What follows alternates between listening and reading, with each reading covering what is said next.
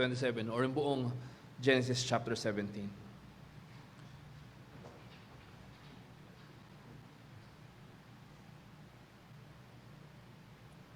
Tuon po natin ating puso't isipan sa pagbasa ng banal na salita ng Diyos. Genesis chapter 17 verses 1 to 27. When Abram was 99 years old, the Lord appeared to Abram and said to him, I am God Almighty. Walk before me and be blameless, that I may make my covenant between me and you, and may multiply you greatly. Then Abram fell on his face, and God said to him, Behold, my covenant is with you, and you shall be the father of a multitude of nations. No longer shall your name be called Abram, but your name shall be Abraham, for I have made you the father of a multitude of nations. I will make you exceedingly fruitful, and I will make you into nations, and kings shall come from you. And I will establish my covenant between me and you and your offspring after you throughout their generations for an everlasting covenant, to be God to you and to your offspring after you. And I will give to you and to your offspring after you the land of your sojournings, all the land of Canaan, for an everlasting possession, and I will be their God. And God said to Abraham, As for you, you shall keep my covenant, you and your offspring after you throughout their generations. This is my covenant, which you shall keep between me and you and your offspring after you. Every male among you shall be circumcised. You shall be circumcised in the flesh of your foreskins, and it shall be a sign of the covenant between me and you. He who is 8 days old among you shall be circumcised. Every male throughout your generations, whether born in your house or bought with your money from any foreigner who is not of your offspring, both he who is born in your house and he who is bought with your money shall surely be circumcised. So shall my covenant be in your flesh, and an everlasting covenant. Any uncircumcised male who is not circumcised in the flesh of his foreskin shall be cut off from his people. He has broken my covenant. And God said to Abraham, As for Sarai your wife, you shall not call her name Sarai, but Sarah shall be her name. I will bless her, and moreover, I will give you a son by her. I will bless her, and she shall become nations. Kings of peoples shall come from her. Then Abraham fell on his face and laughed, and said to himself, Shall a child be born to a man who is 100 years old? Shall Sarah, who is 90 years old, bear a child? And Abraham said to God, Oh, that Ishmael might live before you. God said, No, but Sarah your wife shall bear you a son, and you shall call his name Isaac. I will establish my covenant with him as an everlasting covenant for his offspring after him. As for Ishmael, I have heard you. Behold, I have blessed him, and will make him fruitful and multiply him greatly. He shall father 12 princes, and I will make him into a great nation. But I will establish my covenant with Isaac, whom Sarah shall bear to you at this time next year. When he had finished talking with him, God went up from Abraham. Then Abraham took Ishmael his son, and all those born in his house or bought with his money, every male among the men of Abraham's house, and he circumcised the flesh of their foreskins that very day, as God had said to him. Abram was 99 years old when he was circumcised in the flesh of his foreskin. And Ishmael his son was 13 years old when he was circumcised in the flesh of his foreskin. That very day, Abraham and his son Ishmael were circumcised, and all the men of his house, those born in the house and those bought with money from a foreigner, were circumcised with him. This is the word of the Lord. Tanggapin po natin ng may buong kasiyahan at pagsamba at pagpakumbaba sa harapan natin Diyos. Tayo po'y manalangin. Aming Panginoon, kami po'y nagpapasalamat na kami patuloy mong pinagkalooban ng kalayaan at ang pribilehyo na hindi lamang mabasa ang iyong salita, kundi marinig din ang kapahayagan nito, kapahayagan na nakatuon kay Kristo Jesus at na kanyang ebanghelyo ng iyong biyaya, o aming Ama. Nihiling namin ang iyong pagpapala sa bawat isa sa iyong lingkod, nawa Walang ibang mapahayag kundi ang iyong katotohanan. Walang ibang malawalhati kundi ikaw lamang aming Ama, kasama ang Diyos Anak at Diyos Espiritu Santo. At ikalugod mo, O Diyos, na padaluin ng iyong pagliligtas sa aming kalagitnaan na sa kapahayagan ng mabuting balita ng kaligtasan namin Panginoon Kristo.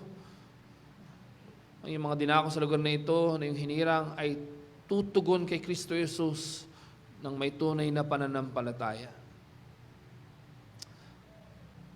Ngayon din naman, Panginoon, dalangin namin patuloy pong mapatatag sa pananampalataya ang iyong mga anak, ang iyong mga ibinilang at pinag-asundo na kay Kristo Jesus.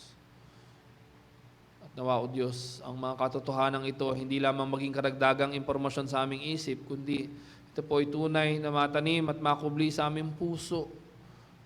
At kami ay magpapatuloy sa pagsamba sa iyo, O aming Diyos.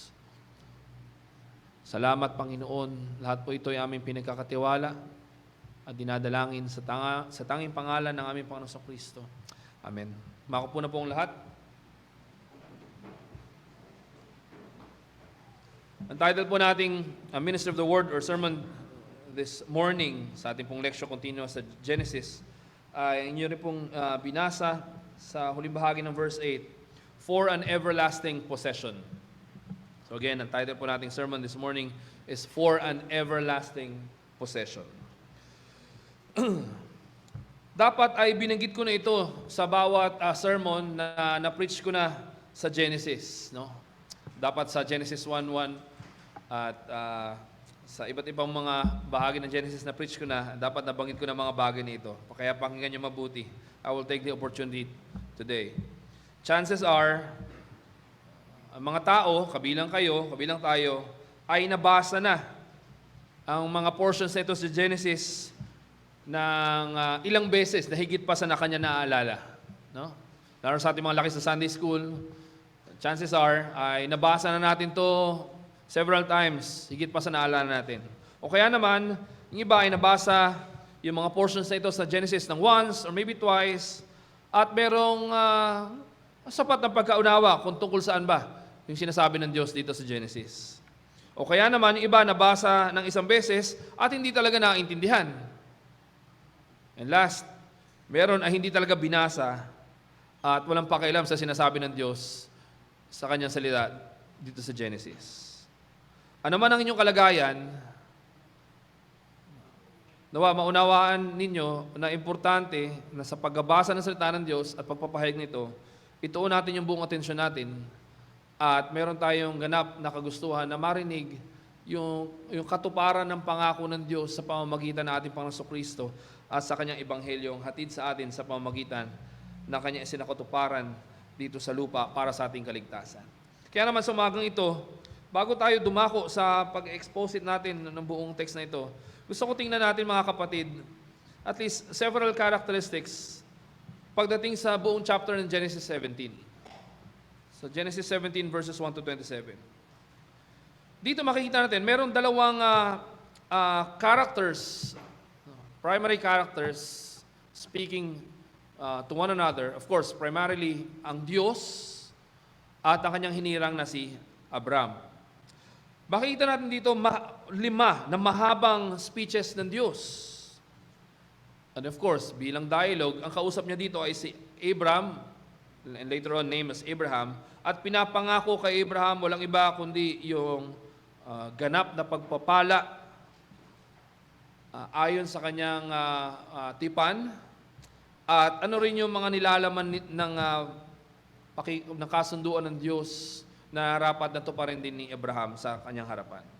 Meron ding dalawang short speeches si Abraham, una sa kanyang sarili, at yung pangalawa ay yung kanyang pangungusap sa Diyos patungkol sa kanyang dinudulog. Makita rin din natin yung pagsunod o pagtugon ni Abraham sa pinapahayag ng ating Diyos dito sa Genesis chapter 17. Mahalaga rin na tingnan natin na yung salitang covenant ay 13 times binanggit sa Genesis chapter 17. 13 times binanggit yung salitang covenant, yung circumcised 10 times binanggit, everlasting 3 times, yung Father of Nations 3 times, and lastly, yung phrase na to be God to you ay binanggit dito 2 times. These are several characteristics or important information that we can glean dito sa Genesis chapter 17 nang sa gayon matulungan tayo at maunawaan yung emphasis ng pinapahayag ng Diyos sa atin dito sa Genesis chapter 17. And with that, gusto kong aniyahan kayo na tingnan, mga kapatid, na dito sa Genesis chapter 17, at least dalawang bagay, two major parts na ating pong pagbubulay-bulayan. And mind you, it's not only the tyranny of the first point, but our first point will be considerably longer than the second point. And in fact, the second point it seems as a conclusion dito sa buong part na ito. Tingnan natin, for our first point mga kapatid, sa verses 1 to 21, tingnan natin, walang iba kundi covenant renewed and assured. Again, for our first point, covenant renewed and assured. Thankfully, ito'y nakasama sa ating liturgy. Tama ba? So, please make use of that. For our first point, verses 1 to 21, covenant renewed and assured. And second and last, sa verses 22 hanggang 27, ay covenant received and affirmed. Covenant received and affirmed. Let's begin expounding yung first point, mga kapatid. Covenant renewed and assured. Anong sinasabi dito, mga kapatid?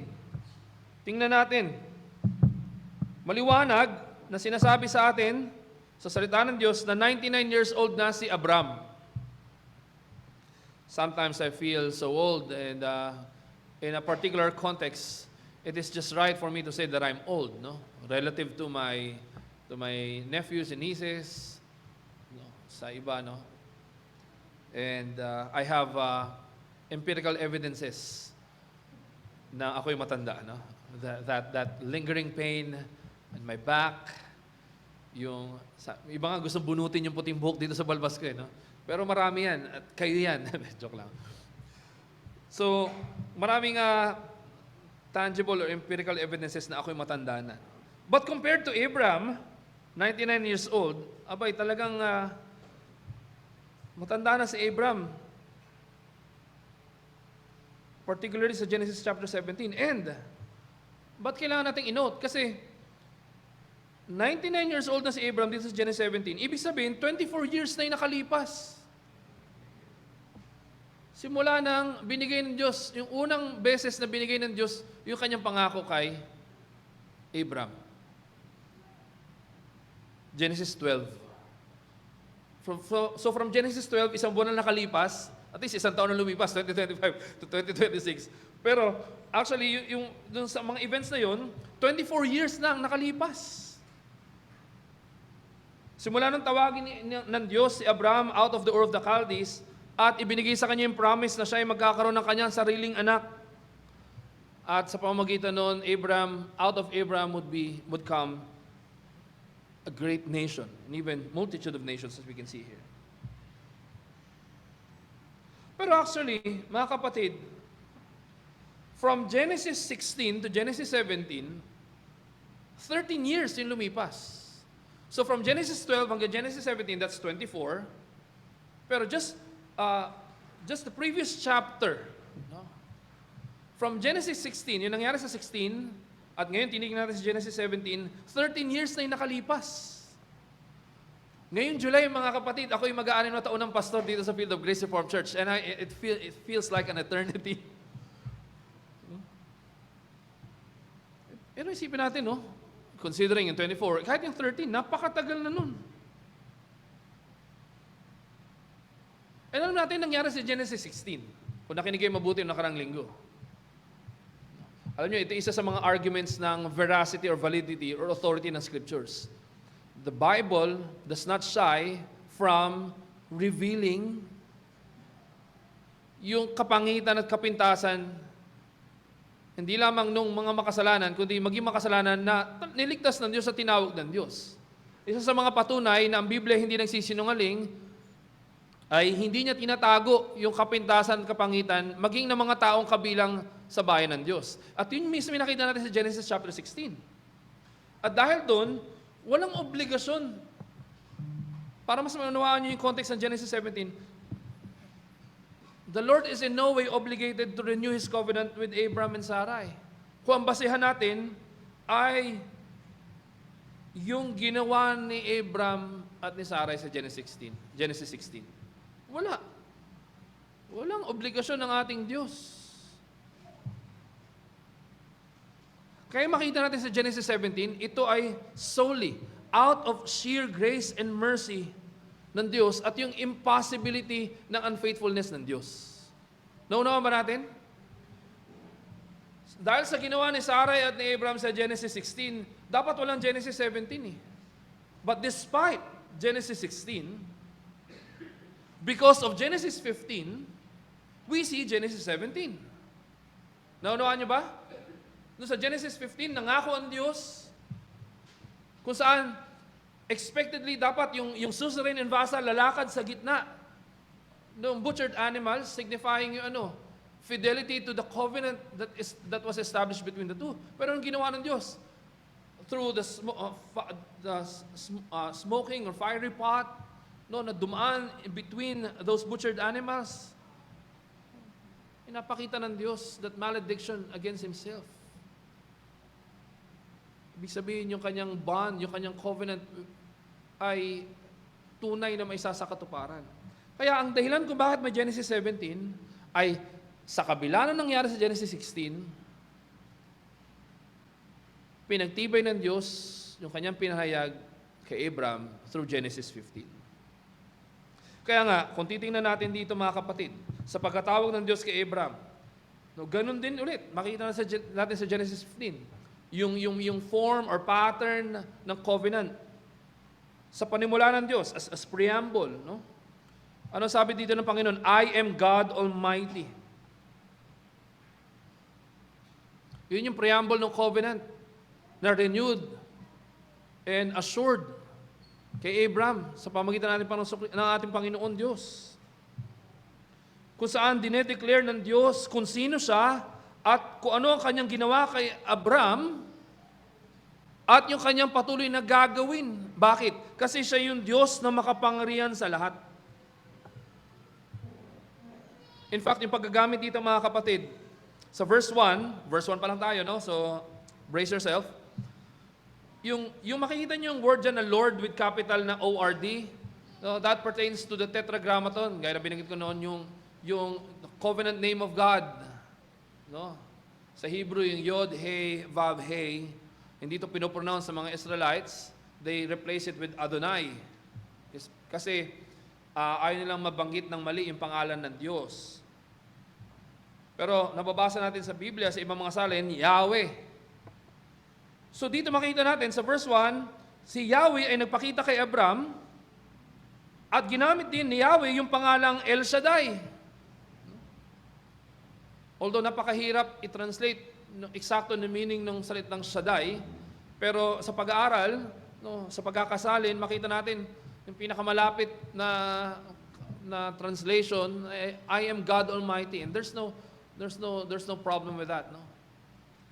Ang ginagawa dito ng Diyos, yung Diyos na self-existent, yung Diyos na everlasting, ay siya din yung Diyos na nagtataglay ng lahat ng kapangyarihan na kayang tuparin yung kanyang pinangako at maging yung kanyang pinangako kay Abraham na matanda na at sa kanyang asawa na barren, who is Sarai. Nagpakita ang Diyos kay Abraham dito, sabi, ako ang Diyos na makapangyarihan sa lahat. No? Yun yung preamble dun sa covenant. Now, binibigay ng Diyos yung stipulation. Ano sabi dito? Walk before me and be blameless. Makita natin sa ibang bahagi ng Genesis, yung ibig sabihin o importansya ng walking before God. One example is Enoch, Noah. Ano ibig sabihin nun? Picture this in your mind. Nandito yung suzerain, yung hari, yung greater king. Saan siya lumakad? Sumusunod yung servant o yung vassal, hindi ba? Yun yung picture na ginagawa rito. Ibig sabihin, when you walk before God, your allegiance is unto Him. Kung paano ang servant, ang kanyang allegiance ay nasa kanyang hari. Loyalty. Ibig sabihin, sinasabi din ng Diyos, ako ang Diyos na makapangyarihan sa lahat at tumawag sa iyo. Lumakad kang kasama ko o sa aking harapan. O yung katapatan ay dapat nasa akin. Ito pa, be blameless. Actually, double imperative ito. Ito kaya gawin natin ang pagpasok pa lang kahit bisita na walk before me and be blameless. Ako, ang hirap nun. Bakit? Salamat sa Diyos, pagpasok mo dito sa field of grace, ang bubungad agad sa'yo, guilty sinners. Kasi wala naman sino man dito makapag-claim. Na kaya natin yun sa ating sariling lakas, tanging sa biyaya lang ng Diyos. Kaya dito, sa context na ito, it is God's condescending grace to Abraham. Na sinasabi dito, walk before me. This covenant that I established with you, it means that you belong to me, I belong to you. So walk before me and be blameless. At pag sinabing blameless, hindi ibig sabihin moral perfection. Ang ibig sabihin ay yung kabuuan ng iyong buhay, yung allegiance nun ay dapat nasa sa akin. Sapagat akin ka at ibinigay ko ang sarili ko sa iyo. Yun yung biyaya ng Diyos sa pagkatawag dito kay Abraham. Yun yung paulit-uliting dito sa buong Genesis 17. Kaya ang ganda ng paalala ni John Calvin himself. There's no other method of living piously and justly than that of depending upon God. Walang ibang kaparaanan para masabi nating tayo ay mamumuhay sarap ng Diyos, lalakad sarapan ng Diyos, na ating buhay ay nakatuon sa Kanya, liban na tayo ay dumepende sa Diyos, na siyang makapangyarihan sa lahat. Second Sunday pa lang ng January. Pero I think it's just right for us to ask ourselves, hindi yung para kanino ka bumabangon, no? Pero kanino mo ba talaga nilalagak ang iyong pagtitiwala? Noong January 1, Pastor, talagang sa Lord to. Pero ako na to. Ganun tayo eh. Ang dami natin pangako sa Diyos, dami nang gagawin, pero malingat ng konti, balik na naman tayo sa pagkalimot. Huwag na tayong lumayo. Yun nga hindi nga tayo si Abraham. Pero tingnan natin, yun mismo yung ginawa ni Abraham as we have seen in Genesis chapter 16. Hindi ba? Kaya nga, ang kagandahan dito mga kapatid, dun sa covenant na establish ng Diyos kay Abraham, ito yung stipulations, ito yung tinatalaga ng Diyos para sa kanya, pero anong ginawa ng Panginoon? Sinasamahan na agad ng pangako. Kaya inulit ng Panginoon yung pangako ng Diyos kay Abraham,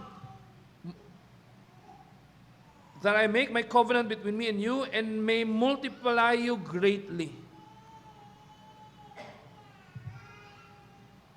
Kaya walang iba naging tugon si Abraham kundi sa verse 3. Abraham fell on his face.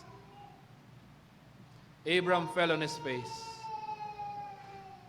Kung paano ang isang mere servant bowing down before his king, Abraham did so. Sa pagpapakita sa kanya ng Diyos, walang iba naging tugon kundi magpakatirapa sa harapan ng Diyos.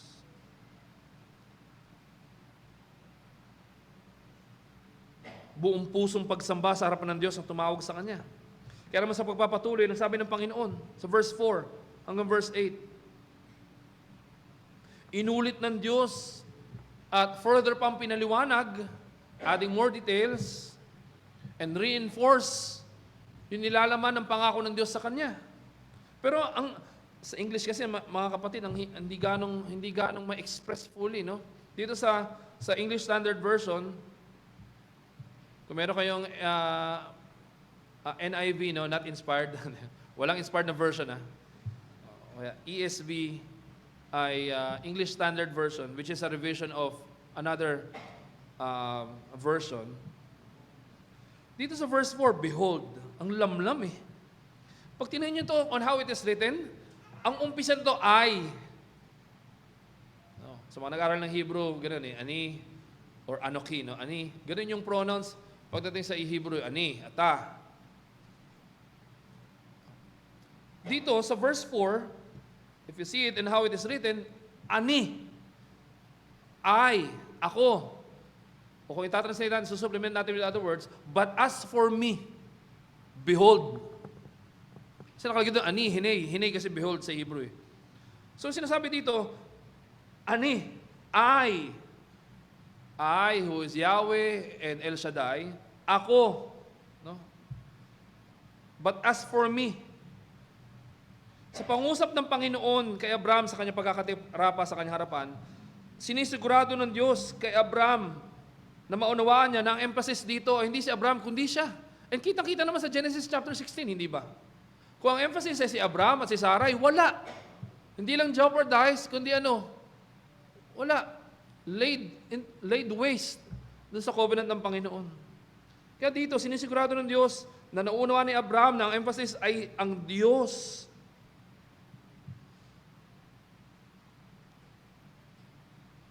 If we may supplement it with some words, by myself, I assure you that you will truly be the father of a multitude of nations.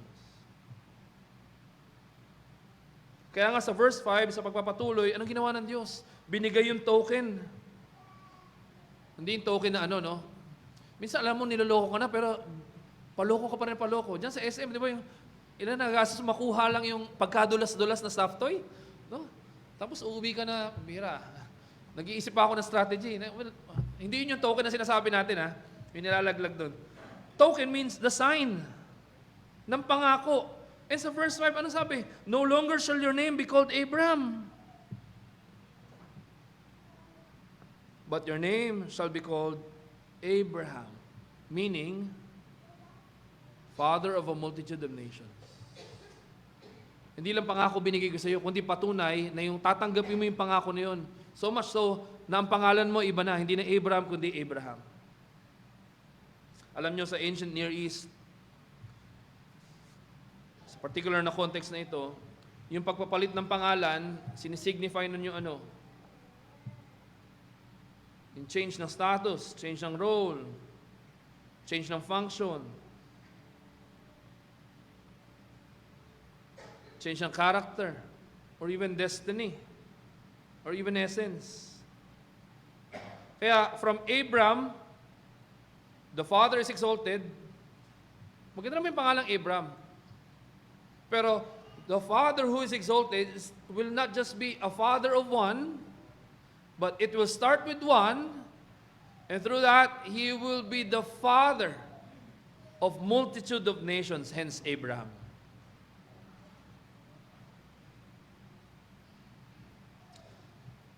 And in verse 6, wala tayong time para basahin ito lahat, no? Pero yung mga binanggit dito, I will make you exceedingly fruitful, so on and so forth. Wala itong binabalikan kundi gaya ng verse 2, kundi doon sa creation. Kung saan the Lord blessed Adam and Eve, and they were given that mandate, be fruitful and multiply. Ganon din ang mababasa natin when God spoke to Noah. Be fruitful and multiply. Ano ibig sabihin? Yung pagkatawag dito kay Abram, hindi lang para magkaroon siya ng piraso ng lupa o matupad yung kanyang pangarap bilang daddy, kundi siya'y tinatawag ng Diyos, instrumento, so that the church of God will be born.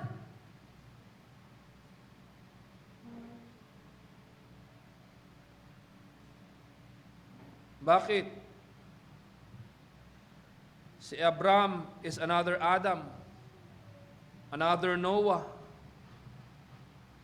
through whom God makes a new beginning to establish His kingdom on earth. Pero kagandahan dito, yung utos kay Adam, tsaka kay Noah, alam natin kung ano naging kapalihan dahil sa kasalanan. Inutos, be fruitful and multiply. Dito, pagdating kay Abraham, causative eh. Hindi lang, siguro dumami ka. Hindi. I will cause you to prosper. It is I who will cause you to be fruitful. Quote-unquote passive on the receiving end si Abraham ng pangako at katuparan ng pangako na yun. 3 beses binanggit dito mga kapatid that Abraham will father nations. At yung tipan ng Diyos at mga pagpapala na hindi lang para kay Abraham, kundi maging sa kanyang posterity, kanyang descendants. At yung ultimate blessing dito ay hindi yung magkakaroon lamang siya ng anak, hindi yung magkakaroon siya ng lupa. Ang ultimate blessing dito na madalas na nami-miss ng mga prosperity preachers at ng mga those who have addiction to topical sermon na ito, nami-miss yung pinaka-essence ng pangako, mga kapatid. Verse 8, I will be their God. Yun yung basis, yun yung beginning, at yun din yung end. Yun yung bedrock ng covenant ng Diyos. Kaya nga, in a sense, if I may say, Abraham could care less concerning the land. In fact, paliwanag ng Diyos sa atin in Hebrews, kahit literal na lupa yun yung Canaan, Abraham was looking for that city na pinangako ng Diyos, built not by hands of man, but built by hands of God. Bakit? Kasi hindi lang to fleshly. Hindi to material lamang. Hindi lang ito temporal. Ang pinaka-essence ng pangako ng Diyos dito ay ito, I will be their God. Meaning, ako na Diyos mo, ako rin na magiging Diyos ng iyong saling lahi. Ano ibig sabihin nun? Kung paanong kinuha ng Diyos si Abraham, yung kanyang ipinangakong darating sa pamamagitan niya ay mapapabilang din sa Diyos. Wala yung ibang pinagtutungkulan kundi hindi material na pagpapala, kundi kaligtasan.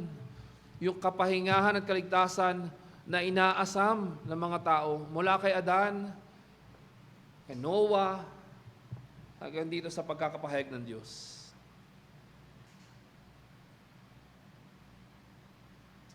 Hindi ito material covenant lang. This is spiritual. At ito ay kino-confirm hindi lamang sa temporal life here on earth, kundi pagtutuon kay Abraham ng kanyang mga mata patungo saan? Sa Diyos mismo na siyang nanahan sa kalangitan.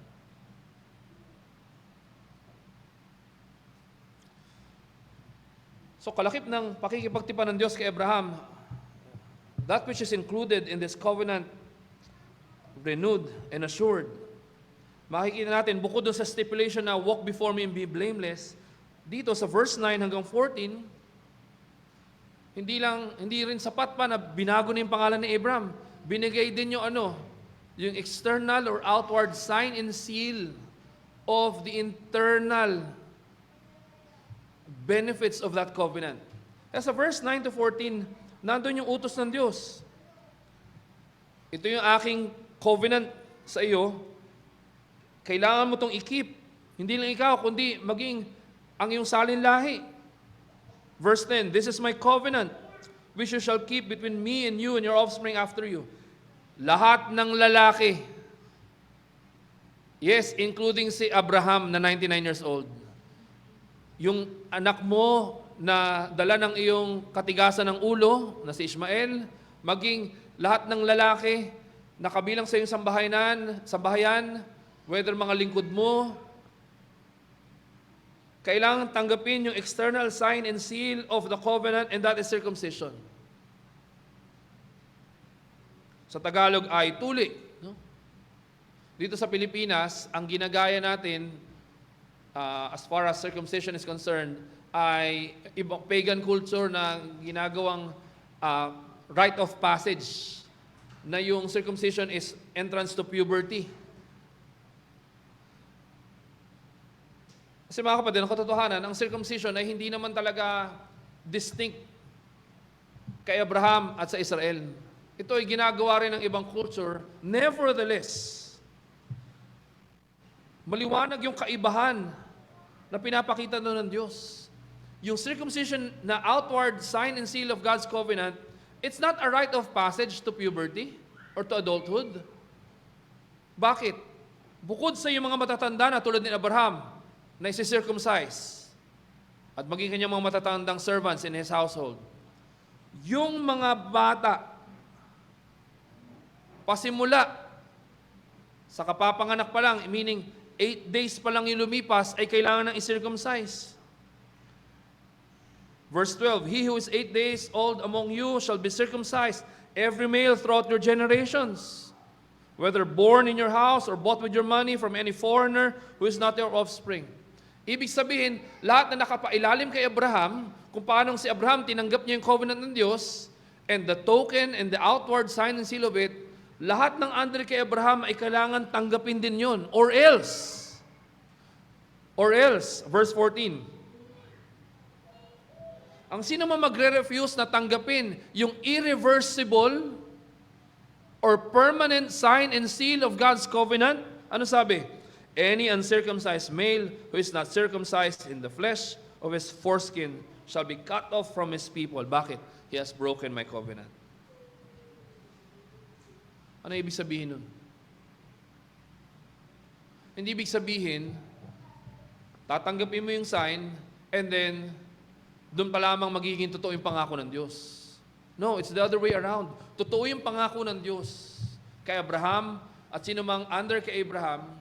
At kung yung sasampalatayanan, yung Diyos na nangako, dapat masumpungan kang sundin yung stipulation ng covenant ng Diyos.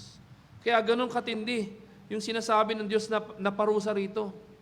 If you despise what God has commanded as what is to be done as far as receiving the sign and seal of God's covenant, that means that you despise the very God who gave that covenant Himself.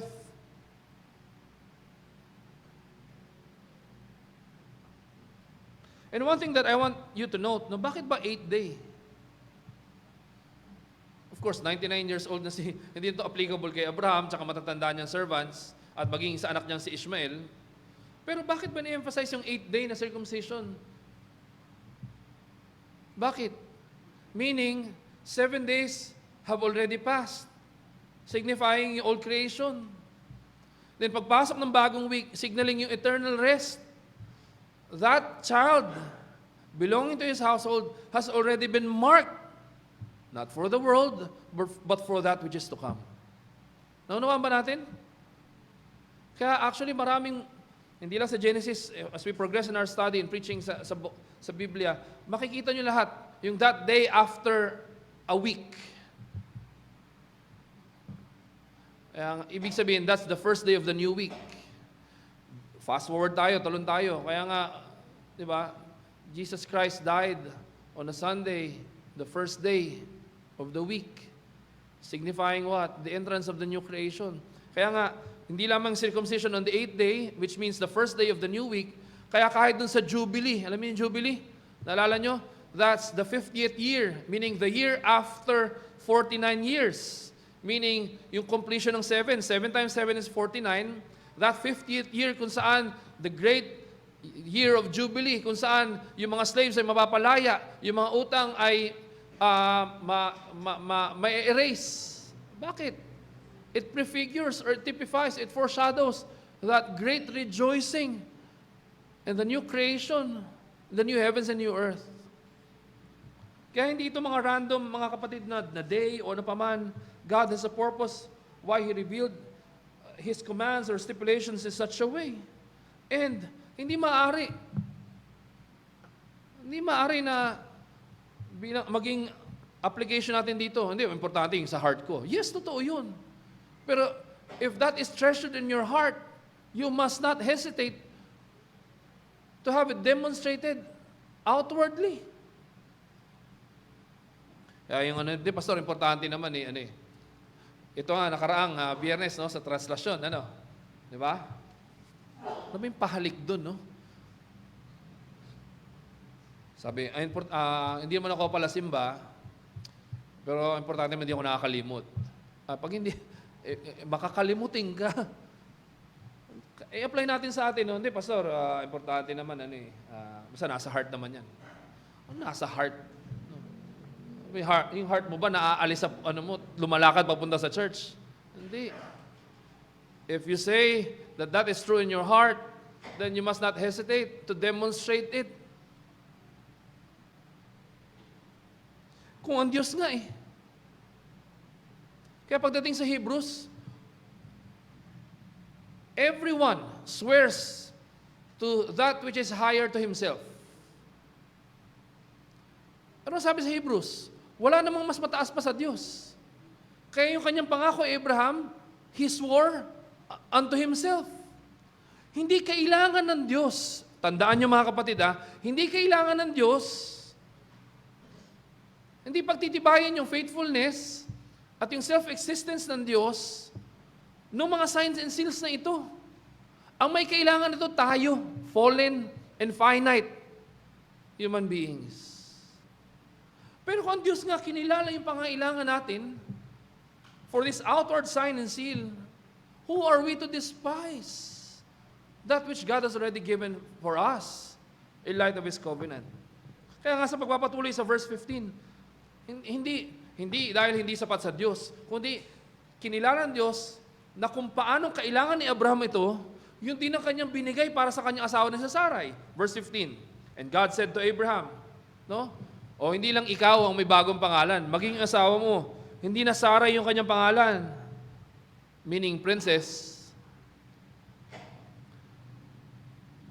Ang kanyang bagong pangalan na Sarah. Ano ibig sabihin? From her comes kings. Or from her, kings shall come from her. Verse 16, yung pangako kay Abraham, yun din yung pangako sa kanyang asawa na si Sarah. I will bless her, and moreover, I will give you a son by her. So ito na naman. Tandaan natin, 20, how many years? In Genesis 12? 24 years. Anong ginawa ng Diyos? Muli, inulit ng Diyos ang kanyang pangako kay Abraham at kay Sarah. Magkakaroon ka ng anak sa pamamagitan mismo niya. Hindi dun sa inyong sariling diskarte, sa inyong ginawa 13 years ago, kundi according to my might and power and faithfulness. Pero ang sabi ni Abraham, verse 17, he fell on his face, nag-worship naman. Pero anong nangyari?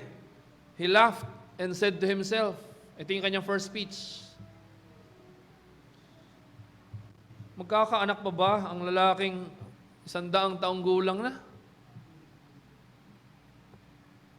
O kaya yung aking asawa na si Sarah, 90 years old na, barren pa, magkakaanak pa. Pero this is what I want you to take note. Hindi sinabi ni Abraham na Sarai. Tingnan nyo. Verse 17. Hindi sinabi ni Abraham, shall Sarai? Kundi pinanghawakan niya yung pangako ng Diyos na hindi na Sarai ang kanyang pangalan, kundi Sarah. Now, don't get me wrong. Maraming mga tao, ang pagkakaunawa lang ng tunay ng pananampalataya ay yung 100% or yung super strong na pananampalataya. No? Anumang sabihin mo, i-manifest mo tunay na mangyayari. Kung mga kapatid, 2026 na, no? Pag tayo na dadali pa ng mga ganyang manifest, ay mag-repent.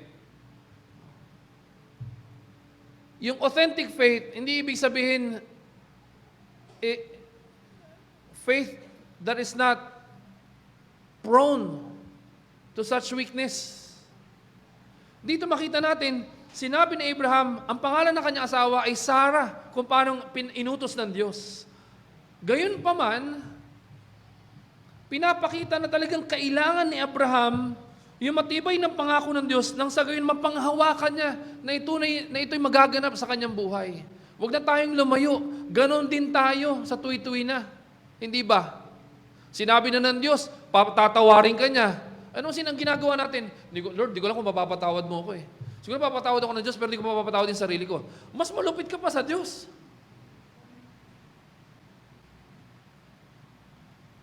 Lord, wala na akong magawa. Lahat ito pinagkakatiwala ko sa iyo. Insulto yun sa Panginoon eh.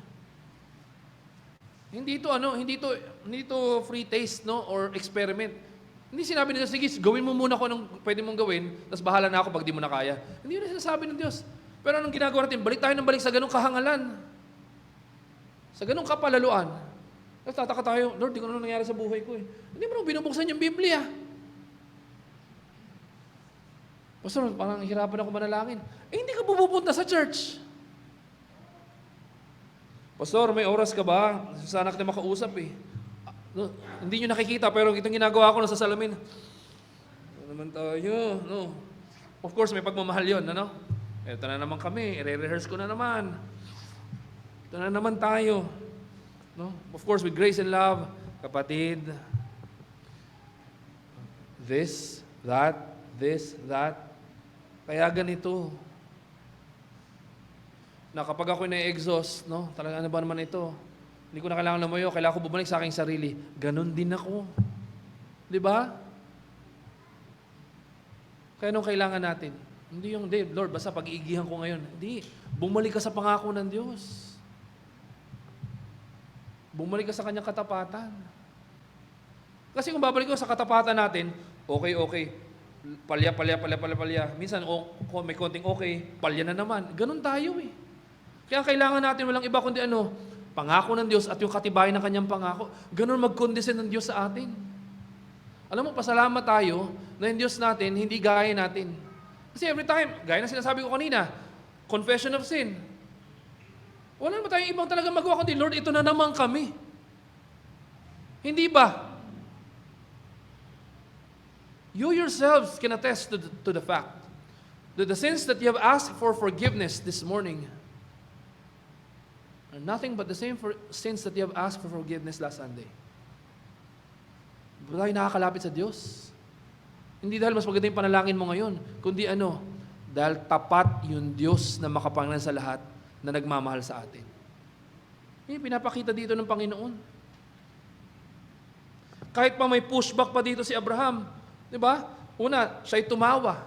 Ito, ginagamit pa itong pretext ng mga holy laughter, laughing in the Spirit. Wala ako nakitang ibang tawa sa Biblia na nakalulugod sa Diyos. Lahat nga ito nakaka-insulto sa Kanya eh. Kung hindi nga sa bihayan ng Diyos, wala. Ang tanging banal lang na tawa, perhaps my memory is fading now, yung banal na tawa, yung sa Psalm 2, no? Kung saan si Kristo Jesus yung tumatawa laban sa kanyang mga kaaway. Pero dito natawa si Abraham dahil hindi niya maisip, mangyayari ba talaga to? Ang tanda, 100 taong gulang na ako. Yung asawa ko, 90 na, barren pa. Kaya nag-pushback na naman si Abraham. Sabi niya, Abraham said to God, verse 18 na, "Oh, that Ishmael might live before you." Ang ibig sabihin nun, Lord, pwede bang kalugdan mo si Ismael na aking anak? Yun yung ibig sabihin dito.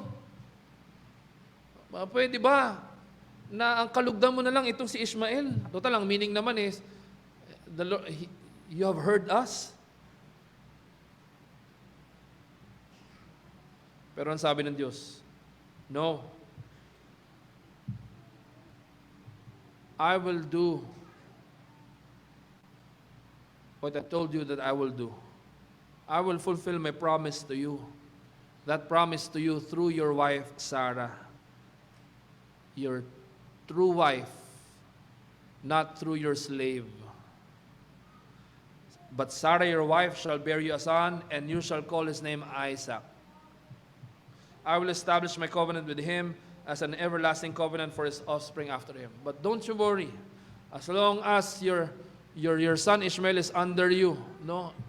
Yung common blessings ng covenant ito, he will also receive. Kaya nga sa verse 20, as for Ishmael, I have heard you.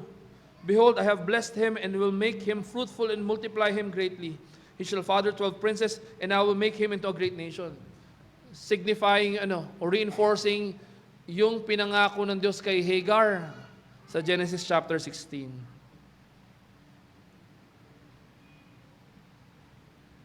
Pero one thing that I want you to note din, mga kapatid, idagdag nyo sa inyong sinusulat. Alam nyo, sa buong Biblia, si Sarai lang yung kaisa-isang babae na kanyang pangalan ay binago.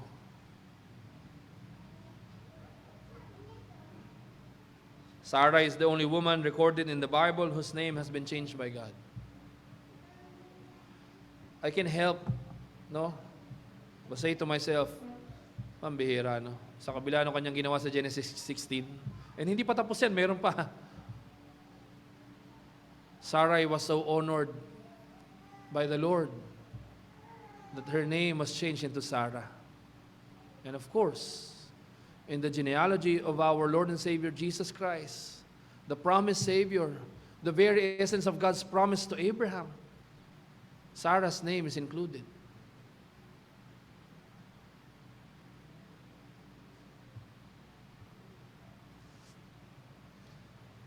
In this way, I will end our first point. But don't worry, second point will be just short, leading to our conclusion. Ganda ng pangako ang ganda ng sinabi ni Matthew Henry as his comment dito sa mga kapatid. Sablay na si Abraham at si Sarah, Genesis 16. Kaharap na ng Diyos, sablay pa rin. Baka inisip nyo, grabe naman to si Abraham, kaharap na ng Diyos, ganito pa rin. Ang mga apostol, nakita na nabuhay na muli ang Panginoong Kristo mula sa kamatayan, akit na sa langit, ang gusto pa rin ay yung fleshly kingdom, yung glory ng Israel. Gayon din tayo. Lahat na, binigay na ng Diyos sa atin, pero pabalik-balik tayo sa ganitong kalagayan. Kaya nga, pakinggan niyo mabuti, even true believers need to have God's promise doubled and repeated to them that they may have strong consolation.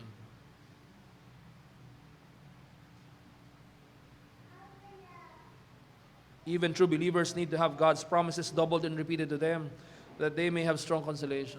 I will use this as a strong argument for morning and evening service.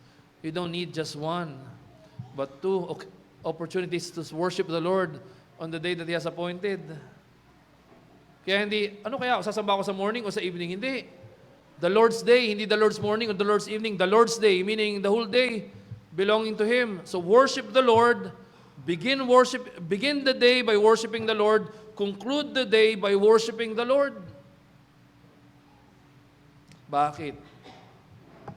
Even true believers need to have God's promises doubled and repeated to them that they may have strong consolation. Kayo rin ang makapagpapatunay nito.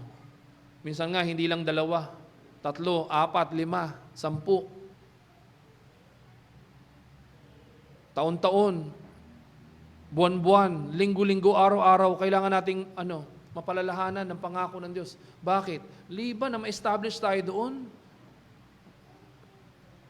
we will not be sustained. Kaya nga, as we leave itong first point, napakaganda mga kapatid, despite, hindi lang blunder despite dun sa napakatinding pagkakasala ni Abraham at ni Sarah sa Genesis 16, dito in Genesis 17, ano makikita natin? The faithful God renews His covenant with Abraham and Sarai, and God assures them so that He changed their names into Abraham and Sarah respectively, and God gave them the token and the sign and seal of God's covenant. And that brings us to our second and last point. Because of that, ano mangyari? Because God's covenant is renewed and assured, we see here in verses 22 to 27, God's covenant received and affirmed. God's covenant received and affirmed. Ano sabi sa verse 22 hanggang 27? Pagkatapos na mangusap ang Diyos kay Abraham, God went up from Abraham. Ibig sabihin, natapos yung appearance ng Diyos kay Abraham. Anong ginawa ni Abraham? Kinuha niya yung kanyang anak na si Ishmael. At lahat ng lalaki, matanda o bata, maging sanggol, na under na kanyang household, ano kanyang ginawa? Verse 23, circumcised the flesh of their foreskins that very day, as God had said to him. Tandaan niyo yung phrase na yan. That very day, sabihin, ora mismo, at kung paanong inutos ng Diyos. At mahalaga dito lalo yung 24. Abraham was 99 years old when he was circumcised in the flesh of his foreskin. 99 years old si Abraham, si Ishmael naman ay 13 years old. Yung araw na mismo yun, si Abraham at yung kanyang anak na si Ishmael, at lahat ng lalaki at mga anak na lalaki under his household, meaning kanyang mga servants or slaves, they were all circumcised, meaning they all received the sign and seal of God's covenant, meaning that just as Abraham belongs to God, they belong to God. And sa verse 27, and all the men of his house, those born in the house, and those bought with money from a foreigner, were circumcised with him. Balikan natin mga kapatid. Without hesitation or delay. Without hesitation or delay. Yes, Abraham was no perfect.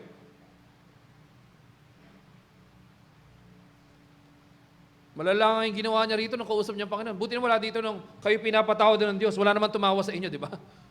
No. Pero si Abraham, siya'y natawad na sa pangako ng Diyos. Pero ano dito? Pagkatapos mapagtibay yung pangako ng Diyos, tinanggap at inaffirm ito ni Abraham sa pamagitan ng ano? Without any hesitation or delay. Sinunod ni Abraham yung utos ng Diyos. And here, makita nyo, 2 beses yung on that very day. Sinisignify na swift, immediate, prompt yung response ni Abraham sa Diyos na nangako sa kanya. Kaya nga napakaganda yung sinasabi ni John Calvin sa kanyang panalangin, di ba? Cormeum. With my heart. Sabi ni John Calvin in English, no? My heart, I offer up to you, O God, promptly and sincerely. Sa Latin, Cormeum tibi offero Domini, prompte et sincere.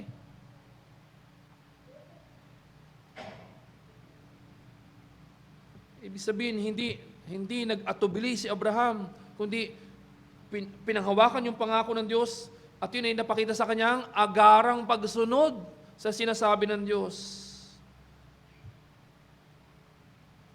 He took hold of God's promises. He believed it by faith. And kung paano it was counted unto him as righteousness in Genesis 15, it was counted unto him as done. Na totoong mangyayari yung pangako ng Diyos sa kanya, na siya'y magkakaanak mula mismo kay Sarah. Kahit pa gaano kahirap yung tanggapin ng kanyang isip.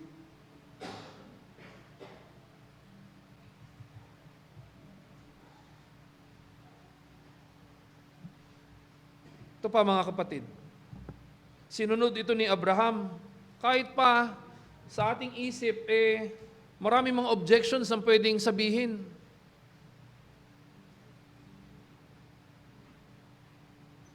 Bakit? Circumcision was bloody. Tayong mga lalaking Pilipino, no, we are not strangers to this. Alam natin ito. Circumcision is bloody, it's painful. At ito rin ay shameful, lalo na sa matatanda.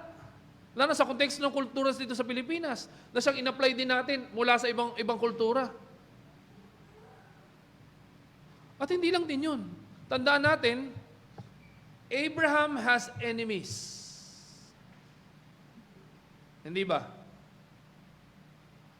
Pagkatapos lang pasuhin ni Abraham yung 4 greater kings, para lamang ma-rescue yung kanyang pamangkin na nang iwan sa kanya, no, of course, that imminent threat is always against Abraham. But being circumcised, ano yun? Not only it's painful nor shameful, you will not be able to walk properly or you will be not fit for battle. For battle. Your enemies might take advantage against you. At kahit 24 years na nakalipas mula Genesis 12, 13 years na nakalipas mula Genesis 16, at ito pa, kahit prior to being circumcised, the Lord has already declared Abraham as righteous. Hindi ba? Yun yung sinasabi ni Paul sa Romans, di ba? Kailan ba ginawang righteous si Abraham? After circumcision or prior? Prior. At ito pa, pwedeng gawing dahilan ng pangungutya ng nations round about. kay Abraham at sa kanyang saling lahi, sa kanyang household. Pero anong ginawa ni Abraham? By faith, by being grasped in his heart by the promises of God, who never fails him. Sinunod ni Abraham yung utos ng Diyos, hindi lamang para sa kanyang sarili, kundi para sa lahat ng nasa ilalim ng kanyang sambahayan.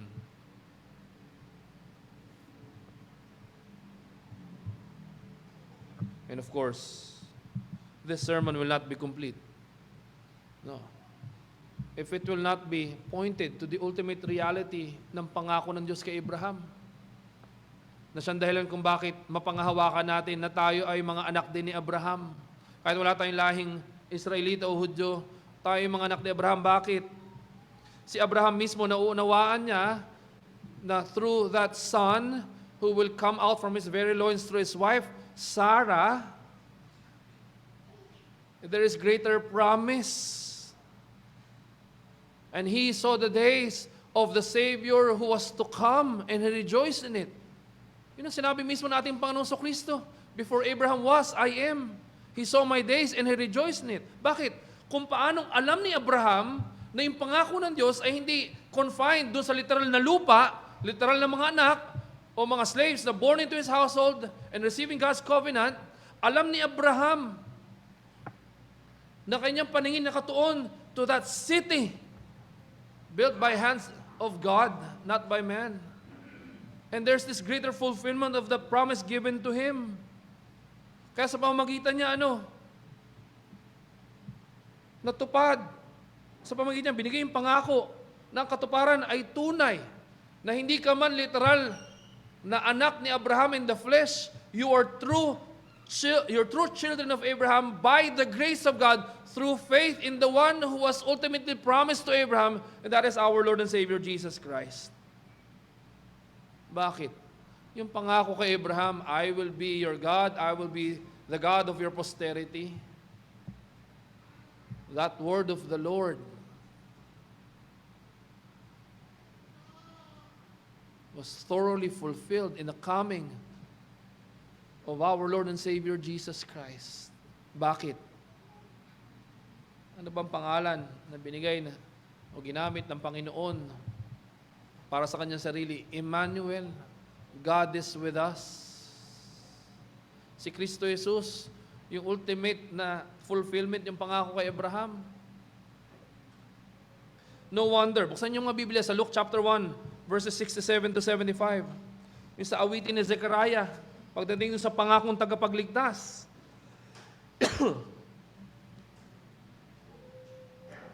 Ano yung awit ni Zechariah? Yung father ni John the Baptist.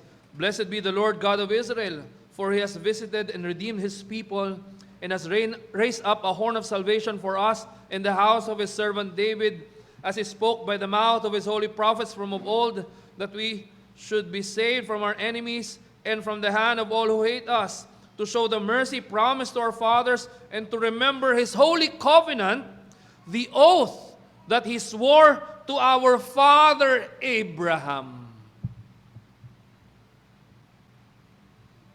to grant us that we, being delivered from the hand of our enemies, might serve Him without fear, in holiness and righteousness before Him all our days. Ano yun? Walk before me and be blameless. Because I am your God, and you are my people. Now, to wrap this all up, ang ating Panginoong Kristo, the very Son of God, who assumed our very humanity, being the very substance of God's promise to Abraham, siya mismo ay He was circumcised on the 8th day. Ating Panginoon Kristo mismo, He was circumcised on the 8th day. Being found under the covenant that God established with Abraham, nang sa gayon so that bloody ritual of cutting off the foreskin points forward to His being bloodily cut off, His crucifixion on the cross. Yung circumcision is just foreshadowing of that greater circumcision na tinanggap mismo ni Kristo Jesus, being bloodily cut off through His death on the cross, ratified by His blood, which is the new covenant.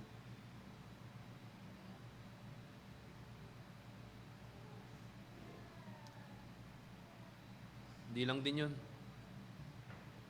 Ang pangalan ko ay Kirby. No? Minsan nagiging Kimberly. Minsan Jerby. Parang hindi magandang pakinggan. Ano? Pero alam, sa birth certificate ko, pangalan ko Kirby. No? Pero minsan, pag pumapasok ako sa SM, tinatanong ko, nandiyan ba si Daniel Padilla? Saan mula po? Okay lang, nandito naman ako. No? Pero kahit anong lagay natin pangalan sa ating sarili, ito pakinggan niyo mabuti mga kapatid. No? The Lord knows you by name. The Lord knows you by name. So much so that in His grace, He was delighted to give you new name. And that is after the very name of the Son of God. Ay, sa ating Heidelberg Catechism, diba? Question 32. But why are you called a Christian? Because by the grace of God, through Jesus Christ, you partake of His anointing. Alam ng Diyos ang pangalan mo. So much so, na binigyan ka niya ng bagong pangalan. You are named after your Savior, our Lord and Savior, Jesus Christ.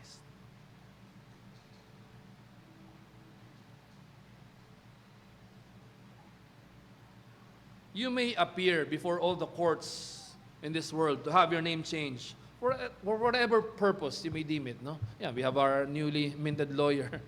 No? Mag-affidavit ka or whatnot, papalitan mo yung pangalan mo. Diba? Pero kahit anong pangalan mo, ikaw pa rin yun. Diba? Only God can change your name before His divine tribunal to bestow you with that everlasting possession of God belonging to you and you belonging to God. That promise is assured for us in what we see here in Genesis 17. Kaya nga mga kapatid, for an everlasting possession, ituon nyo yung mga mata doon sa everlasting possession na meron tayo. Hindi yung trabaho mo. No? Importante yan. Yung sasakyan mo, importante yan. Bahay mo, importante yan. Educational attainment mo, importante yan. Ipon mo, importante yan. Mga tao nagmamahal sa iyo, importante yan. Pero ultimately, hindi dyan nakatuon ang iyong mga mata. Nakatuon ang iyong mga mata saan? Doon sa everlasting possession na meron ka. At ano yun? That you are owned by God from eternity. And that is not because of anything from you, but actually despite you. The Lord assures you that you belong to Him and He belongs to you because Jesus Christ has already died on the cross for you. And in His death, He changed His name. He changed your name by naming you after Him. Again, as I'm fond to ask you, what else do you need? What else do you need aside from the truth that comes from God Himself? Hanggang ngayon, ang hinahanap mong validation, kasiyahan, satisfaction, fulfillment, yung mga bagay sa mundo na ito. Kay Kristo ka tumingin. Sa biyayang Kanyang hatid, mula sa Ama, at pinagtitibay sa atin sa pamamagitan ng Banal na Espiritu. At dahil doon, yung pagsunod sa Diyos, pagsamba sa Kanya, hindi mo katatamaran. Hindi mo i-delay. Hindi ka mag-aalinlangan. Hindi ka magpapatumpik-tumpik. Bakit? Ito na nga yung ginawa ng Diyos para sa atin. At ina-assure tayo, magpakailanman, yun ang gagawin ng Diyos para sa atin. Far be it from us to respond with sloth, with double-mindedness. Far be it from us to respond to God with hesitation. Sa halip ay may we be found lavishing on His grace, basking in His presence, not only in words, not only in thoughts hidden in our minds, but demonstrated also outwardly, not for our personal sake alone, but also for the benefit of our fellow members of the body of Christ. Totoo yun, hindi ka kailangan ng Diyos. Pero sa Kanyang biyaya, niloob niya na ikay tawagin patungo sa Kanya, patungo sa Kanyang iglesia. Bakit? Nalulugod siyang kasangkapanin ka. Hindi lamang para sa kanyang kalulutian, kundi para rin sa kapakanan ng iyong kapatid. Kaya maging present ka sa buhay ng iyong kapatid kay Kristo Jesus. Bakit? After all, kasama mo siya. He is your fellow heir of eternal possession, granted and assured for us through the Lord Jesus Christ. Far be it from us. Far be it from us. Far be it from us na i-despise natin yung biyaya ng Diyos. Do not take God's grace in vain. Today, if you hear His voice, do not harden your hearts, but instead, He who has turned your heart of stone into that heart of flesh, worship the Lord, thank Him, acknowledge Him, bow down to Him, lay prostrate before Him, promptly and sincerely. Thank Him for who He is and for what He does for us. Jesus Christ is the assurance. Jesus Christ is the guarantee that we are possessed or owned by God for eternity. Worship the Lord. Thank Him. And do not do it on your own. You have your fellow recipients of God's grace who are willing and ready to worship the Lord with you. Come to the Lord Jesus. Believe Him in true faith. And serve Him with all your might, mind, soul, and strength. Let us pray.